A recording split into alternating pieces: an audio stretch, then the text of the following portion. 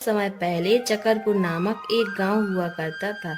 इस गांव के आसपास के गांव के अमीर व्यापारी जब शहर में जाते थे तो वो लोग इसी गांव से होकर गुजरते थे और इसी गांव में विश्राम करते थे, फिर शहर के लिए निकल जाते थे। इस गांव में रहने वाले सभी लोग बहुत चालाक थे। इस गांव में जो भी व्यापारी या फेरी वाले आते उन्हें कैसे भी करके फंसा के उनका सारा पैसा लूट लेते थे। एक बार अर्जुन नाम का एक आदमी अपने घोड़े पर सवार होकर शहर जा रहा था। तब शाम को अंधेरा होने लगा था। उसने सोचा कि अब वो इसी गांव में रात रुक जाएगा, लेकिन उसे वहां आसपास कोई नजर नहीं आया। थोड़ा आगे चलने के बाद उसे एक आदमी दिखाई दिया और उसने उससे पूछा, भाई, यहाँ आसपास आराम करने के लिए कोई जगह है क्या? विश्राम करने के लिए जगह की जरूरत नहीं है। तुम एक काम करो, तुम मेरे साथ आ जाओ। मेरे साथ बैठकर 2 पैग मारो और फिर तुम्हें बहुत अच्छी नींद आ जाएगी। उस आदमी की ऐसी बातें सुनकर अर्जुन समझ जाता है कि उसने पी रखी है। ये तुम क्या बोले जा रहे हो? मैं तुमसे क्या पूछ रहा हूँ और तुम पता नहीं क्या बता रहे हो। तुमने पी रखी है क्या? अरे वाह वाह, तुमने कितनी आसानी से पकड़ लिया। एक बात बताओ, क्या तुमने भी तो नहीं पी रखी? एक बात तो बड़े लोगों ने सही कही है कि शराब से बेहतर इस दुनिया में कुछ नहीं है। इसलिए तो पीकर ऐसे घूम रहा हूँ। और वैसे भी मेरे पैसे हैं, मैं अपने पैसों से पी रहा हूँ, घूम रहा हूँ। उससे तुम्हें क्या तकलीफ बताओ? अरे अरे, जो मुंह में आए बोलते मत जाओ। लगता है नशा तेरे सर पर चढ़ गया है। मेरा क्या जाता है, तू पीकर कहीं भी पड़ा रहे। अच्छा, तुम मुझे एक बात बताओ, यहाँ पर अच्छा खाना कहाँ मिलेगा? हाँ, मैं नहीं बताऊंगा, बिल्कुल नहीं बताऊंगा। और वैसे भी तुम्हें बताकर इसमें मेरा क्या फायदा है? लगता है तुमसे बातें करते करते मेरा सारा नशा उतर गया। अरे रे, ये कहाँ से आ गया है, भगवान ही जाने। इस गांव में नया हूँ, सोचकर मैंने सोचा किसी से पूछ लूं। और अब इस शराबी के अलावा मुझे इस गांव में कोई नजर नहीं आ रहा। एक तो बहुत ही अंधेरा होता जा रहा है, अब तो इसी से पूछना पड़ेगा। सुनो, मुझे रात में आराम करने के लिए कोई अच्छी सी जगह बता दो, मैं तुम्हें इनाम में पैसे दूंगा। अर्जुन के मुंह से पैसों की बात सुनकर संतोष का पूरा नशा ही उतर गया और फिर उसने कहा, साहब, पैसे दोगे क्या? आप तो बहुत भले इंसान हैं। मैं आपको अच्छी सी जगह बता दूंगा, मगर आपको मुझे 4 आने देने होंगे। क्या कहा? सिर्फ जगह बताने के तुम्हें 4 आने चाहिए? मैं तुम्हें सिर्फ 1 आना दूंगा। अच्छा, तुम ऐसा करोगे? कहाँ से आए हो तुम? इस गांव को तुम जानते नहीं हो। यहाँ पर तुम बिल्कुल नए हो। ऊपर से तुम्हें जगह पता नहीं है और मेरा नशा उतार दिया। जाओ यहाँ से, समझे? इस तरह अर्जुन को कोसते हुए संतोष वहाँ से जाने लगा। अब करूं भी तो क्या करूं? यह सोचकर अर्जुन ने संतोष से कहा, अरे रुक जा रुक जा, इतना गुस्सा क्यों कर रहा है भाई? जो मांगोगे मैं तुझे दे दूंगा भाई। बहुत भूख लगी है, जल्दी से मुझे जगह बता दो। तो ऐसा कहो ना, मैं तुम्हें भूख मिटाने की जगह बता दूंगा। और जिस तरह से मुझे प्यास लगी है ना, मुझे प्यास बुझाने के लिए पैसे दे दो। तुम बहुत ही किस्मत वाले हो जो इतने बड़े इंसान से तुम्हारी मुलाकात हो गई। क्या तू और बड़ा इंसान है? चल चल ठीक है, तू बड़ा इंसान ही है। अब जल्दी से मुझे कोई अच्छी सी जगह ले चल जहाँ मैं आराम कर सकूं। ठीक है, लेकिन उससे पहले मुझे 4 आने दे दो। क्या इंसान हो यार तुम, हिसाब किताब में इतने कड़क हो तुम। ठीक है, चलो ये रख लो। और इस तरह अर्जुन अपने 4 आने संतोष को दे देता है। साहब, बहुत खुशी हुई। अब इन पैसों से मैं अपनी प्यास बुझा लूंगा। अच्छा बाबा, बस बहुत हुआ। अब मुझे बता दे कि मुझे जाना कहाँ है। हाँ, बिल्कुल बताऊंगा। सुनो, यहाँ विश्राम करने की कोई जगह नहीं है। यहाँ जिसका घर खाली हो आप वहाँ विश्राम कर सकते हो। यहाँ से सीधा जाकर बाईं ओर रुक जाना और वहाँ किसी से भी पूछ लेना, कोई भी तुम्हें बता देगा। अब तुम जाओ यहाँ से। क्या कहा? ये बताने के लिए तुमने मुझे अब तक रुकाए रखा? वाह वाह, ठीक है, मैं चलता हूँ। अर्जुन वहाँ से थोड़ा आगे चल देता है। उसने एक घर के बाहर बैठे राजू नाम के आदमी से पूछा, भैया, मैं बहुत दूर से इस गांव में आया हूँ। सुबह उठकर मुझे शहर निकलना है। रात भर रुकने के लिए आपके घर में जगह मिल सकती है क्या? हाँ हाँ, क्यों नहीं, मिल सकती है। आप जैसे लोगों के लिए ही तो हम रात तक के बैठे रहते हैं। आओ आओ। वैसे आप काम क्या करते हो? मैं एक व्यापारी हूँ और व्यापार के काम से शहर जा रहा हूँ। वो सब मैं तुम्हें बाद में बता दूंगा। मुझे बहुत तेज भूख लगी है, क्या तुम खाने का इंतजाम कर दोगे? हाँ क्यों नहीं, खाना तैयार है। आप अपने घोड़े को तबेले में बांध दीजिए, आप हाथ पैर धो लीजिए, मैं खाना लगाता हूँ। ठीक है, मैं अभी आया, तुम खाना लगाओ। तबेले में अपने घोड़े को बांधकर वो घर में जाता है। उसके बाद उसने खाना खाया और फिर राजू से कहा, बहुत बहुत धन्यवाद आपका, खाना बहुत स्वादिष्ट था, तुमने मेरी भूख मिटा दी। अरे कोई बात नहीं, अब तुम वहाँ जाकर आराम कर सकते हो और कल सुबह होते ही शहर के लिए निकल जाना। अच्छा सुनिए, मेरा घोड़ा बाहर ही बंधा हुआ है, कृपया उसका ध्यान रखिएगा। उसकी चिंता मत करो, उसका ध्यान मैं अपने घोड़े की तरह करूँगा। तुम आराम से सो जाओ। ठीक है, बहुत बहुत शुक्रिया आपका देखने के लिए। इतनी रात को तुमने जो मेरी मदद की है वो मैं कभी नहीं भूलूंगा। ये लो, कुछ पैसे रख लो। उसके बाद कुछ पैसे राजू को देकर वो कमरे में जाकर सो जाता है। अगले दिन सुबह उठकर शहर निकलने के लिए जब राजू को ढूंढते हुए वो बाहर आता है तो देखता है कि उसके घोड़े को लेकर राजू कहीं जा रहा है। ये देखकर अर्जुन चौंक जाता है और अर्जुन राजू से कहता है, भैया भैया, मुझे जल्द से जल्द शहर के लिए निकलना है, मेरे घोड़े को लेकर इस वक्त आप कहीं नहीं जाइए।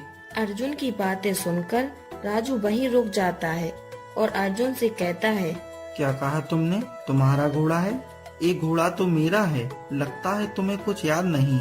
कल रात को तुम्हें बहुत तेज भूख लगी थी, मैंने खाने को खाना दिया, ठहरने के लिए घर दिया, तुम अपना घोड़ा कब ले आए? राजू की बात सुनकर अर्जुन आश्चर्यचकित हो जाता है और काफी देर सोचने के बाद राजू से कहता है, भैया तुम बिल्कुल गलत कह रहे हो, ये मेरा घोड़ा है। कल रात को आते समय इस घोड़े को मैं लेकर आया था और वहाँ बांधा था। कम से कम मेरे साथ ऐसा छल तो मत करो। क्या कहा तुमने? मैं तुम्हारे साथ गलत कर रहा हूँ? और कोई होता यहाँ तो तुम्हारे ऊपर हंस रहा होता। क्या तुम्हें पता नहीं है, ये मेरा तबेला रोज एक घोड़े को जन्म देता है और आज यहाँ पर ये घोड़ा पैदा हुआ है, इसलिए ये मेरा है। ये बात तुम किसी से भी पूछ लो, वो भी यही बताएंगे। क्या ये तबेला घोड़े को जन्म देता है? ये कैसे हो सकता है? तुम मुझे फंसाने के लिए ना जाने क्या क्या कह रहे हो। अच्छा तो ठीक है, फिर एक मिनट रुको, मैं अभी ये साबित कर सकता हूँ। अरे ओ प्रमोद, जरा यहाँ आना। प्रमोद जब वहाँ आता है तो राजू उससे कहता है, प्रमोद, ये जो आदमी है रात के समय मुझसे आकर कहता है कि मुझे भूख लगी है, तो मैंने खाने को खाना दे दिया और फिर सोने के लिए जगह दे दी, और ये सुबह उठकर कहता है कि ये घोड़ा उसका है। अब प्रमोद तू ही बता, ये मेरा तबेला मुझे एक घोड़ा रोज देता है या नहीं? हाँ ये सच है, हर रोज सुबह ये तबेला तुम्हें एक घोड़ा देता है। मैंने भी कई बार देखा है। तुम कहाँ से आए हो और इस तरह से झूठ कैसे बोल सकते हो? प्रमोद की ऐसी बातें सुनकर अर्जुन कुछ समझ ही नहीं पाता है। उस गांव के सारे लोग मिलकर बाहर के व्यापारियों को फंसाते हैं और उनके पैसे लूटते हैं और इस तरह से एक दूसरे की मदद करते हैं। राजू और प्रमोद भी उसी ग्रुप में से हैं, इसलिए राजू के पूछने पर प्रमोद भी झूठ बोलता है। ये बात सुनकर अर्जुन कहता है, लगता है आपको कोई गलतफहमी हो गई है। मैं सच कह रहा हूँ, ये घोड़ा मेरा ही है। कभी कोई तबेला घोड़े को जन्म दे सकता है क्या? सच बताओ, तुम दोनों मिलकर मुझे फंसाना चाहते हो ना? अरे भाई, मैं तुमसे झूठ क्यों बोलूँगा? तुम चाहो तो गांव में किसी से भी पूछ लो। मैं किसी से क्यों पूछूं? मैं गांव के सरपंच से शिकायत करूंगा कि तुम लोग मेरा घोड़ा हड़प रहे हो। क्या कहा? तुम शिकायत करोगे? जाओ जाओ, जाकर शिकायत कर दो। राजू निडर होकर ऐसा कहता है क्योंकि उनके ऐसे कारनामों में उनके गांव के सरपंच भी साथ देते हैं और उस गांव में आने वाले सब लोगों को फंसाकर लूट लेते हैं और फिर मिल बांट कर खाते हैं। आगे क्या करना है अर्जुन समझ नहीं पाता, इसलिए वो जाकर सरपंच से शिकायत करता है। तो तुम्हारा ये कहना है कि उस राजू ने तुम्हारा घोड़ा चुरा लिया?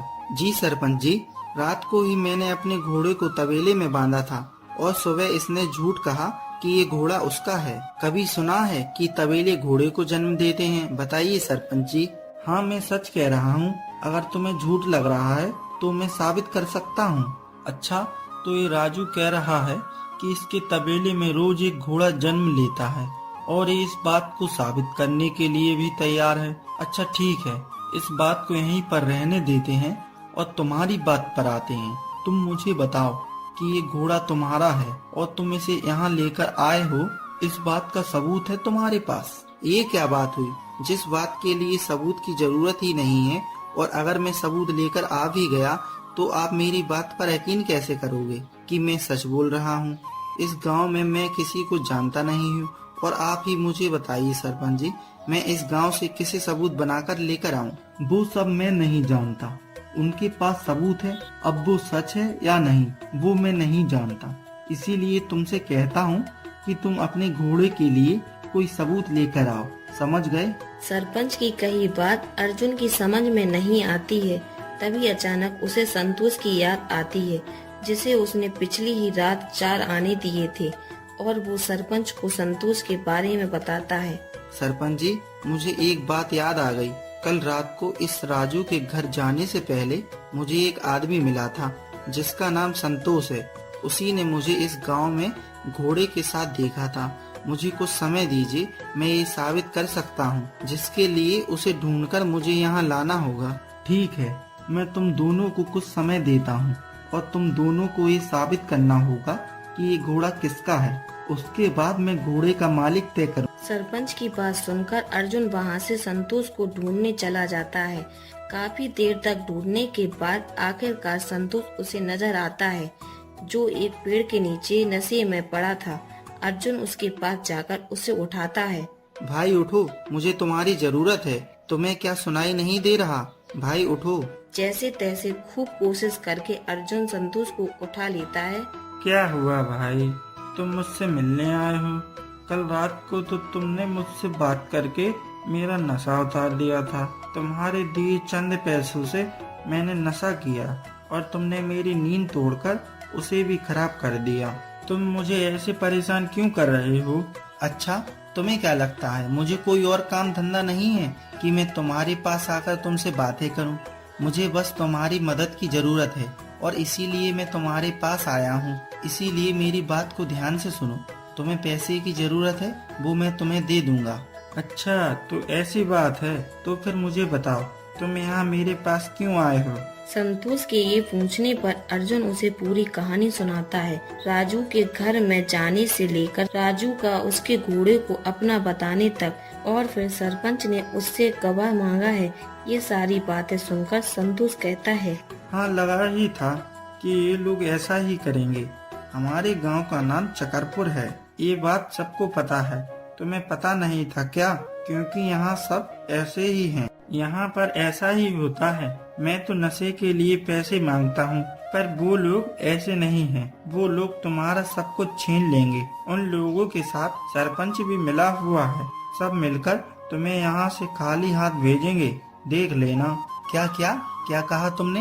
ये बातें तुम पहले से जानते थे, तो फिर कल रात को तुमने मुझे राजू के पास क्यों भेजा? बताओ मुझे। मैंने तुम्हें कहाँ भेजा? मैंने तो तुमसे कहा था कि रास्ते के आखिरी घर में जाना, और वैसे भी उस वक्त मैं बहुत नशे में था। मैंने क्या कहा मुझे खुद भी याद नहीं है। अच्छा छोड़ो, जाने दो। जो हो गया सो हो गया।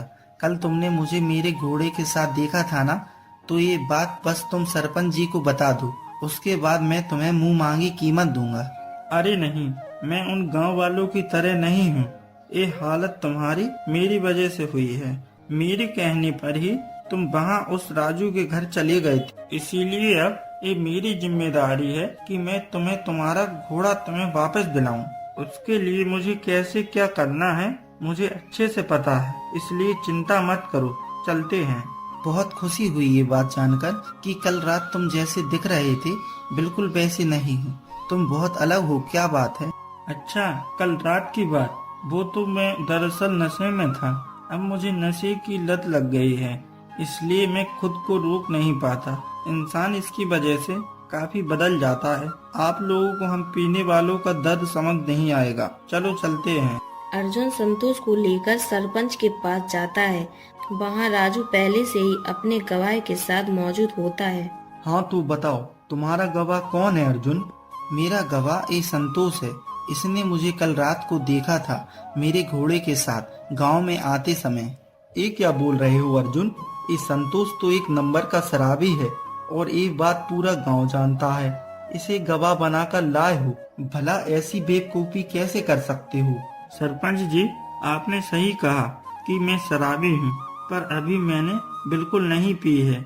मैं बिल्कुल होश में हूँ, इसलिए मेरी गवाही को आपको मानना होगा। अच्छा तो ये बताओ, तुम्हारी आंखें इतनी लाल क्यों हैं? तुमने पी रखी है क्या? तभी तुम्हारी आंखें लाल हैं।